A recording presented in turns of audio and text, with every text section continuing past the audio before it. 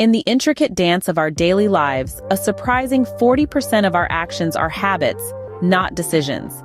This compelling fact introduces us to the fascinating world of habit formation, a realm where neuroscience, psychology, and our daily espresso converge.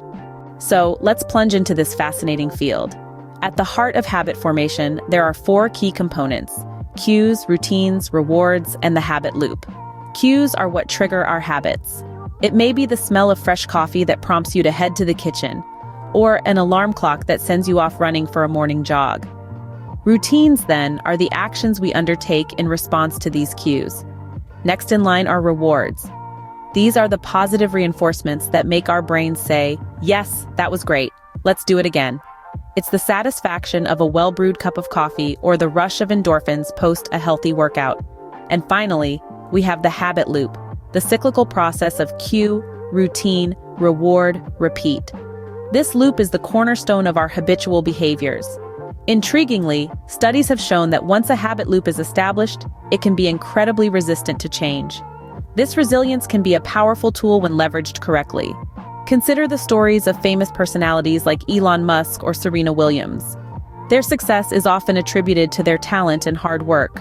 But delve a little deeper, and you'll find that they've harnessed the power of habits, turning small daily routines into stepping stones to greatness.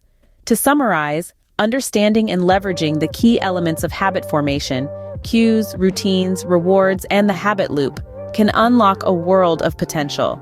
It can help us replace unhelpful habits with beneficial ones, and ultimately, shape our lives in meaningful ways. Now we invite you to join the conversation. Share your experiences with habit formation in the comments below, and remember to hit that subscribe button for more insightful videos on behavioral science. Because after all, the journey to understanding our habits is a habit worth forming. Our journey to understand habits takes us deep into the human brain to two key areas: the basal ganglia and the prefrontal cortex. The basal ganglia, located deep within the brain, plays a crucial role in habit formation. It's like the brain's autopilot taking over when we perform routine tasks. This allows us to save mental energy for more complex tasks. Now, let's talk about the prefrontal cortex. This is the part of the brain that handles decision-making and self-control, essentially acting as the brain's CEO. When we're forming a new habit, the prefrontal cortex is heavily involved, making conscious decisions. But as the behavior becomes more automatic, the basal ganglia take over. So how does this switch happen? Well, it's all about the power of repetition. Each time we repeat an action, our brain strengthens a specific neural pathway. Over time, this pathway becomes so strong that the action becomes automatic.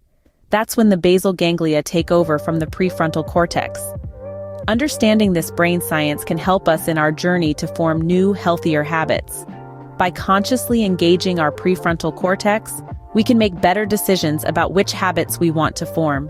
And by repeating these actions, we can strengthen the neural pathways that make these habits automatic. Now, isn't that a habit worth forming? Stay tuned for more insights into the fascinating world of behavioral science. Now that we've delved into the scientific aspects of habit formation, let's bring this theory to life with a real-world example. Let's take the case of John, a man who struggled with fitness for years. John was leading a sedentary lifestyle with minimal physical activity. He decided to make a change and set a goal to run a marathon. To form this new habit of running, John had to engage his prefrontal cortex, the decision-making part of his brain, to consciously decide to run every day. The cue for his habit was his morning alarm. The routine was to go for a run, and the reward was the feeling of accomplishment and the rush of endorphins after exercising. This is the habit loop in action: cue, routine, reward. In the beginning, it was a struggle. John had to fight his natural inclination to hit the snooze button and sleep in, but he kept at it, repeating the action each day. Each repetition was strengthening the neural pathway associated with running in the morning. Slowly but steadily, his prefrontal cortex started to step back, and his basal ganglia took over. After several weeks, John noticed that the habit of running had become automatic. He no longer had to fight with himself each morning. The sound of his alarm had become a trigger for his brain to start the sequence of actions associated with running. His habit loop was now firmly established. John's story illustrates the power of the habit loop in action. It reminds us that by understanding our brain's workings, we can consciously create healthier habits and make them a part of our daily routine. Stay tuned as we delve deeper into how we can break unhealthy habits in the next segment. In the last segment, we saw the power of the habit loop through John's journey to a healthier lifestyle. But what if we've already formed a bad habit? How can we break it and replace it with a good one? The first step is to identify the habit loop. What is the cue, the routine, and the reward? For example, if you have a habit of eating junk food when you're stressed, the cue is stress. The routine is eating junk food, and the reward is temporary relief from stress. Once you've identified the components of your habit loop, you can start to change it. To break a bad habit, you need to change the routine.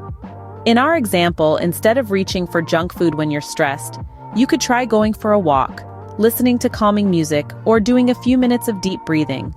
It's crucial to find a new routine that provides a similar reward. If the new routine doesn't satisfy the same craving that the old routine did, it won't be effective. To form a good habit, you need to create a new habit loop. Choose a specific cue and reward that will help drive the new routine.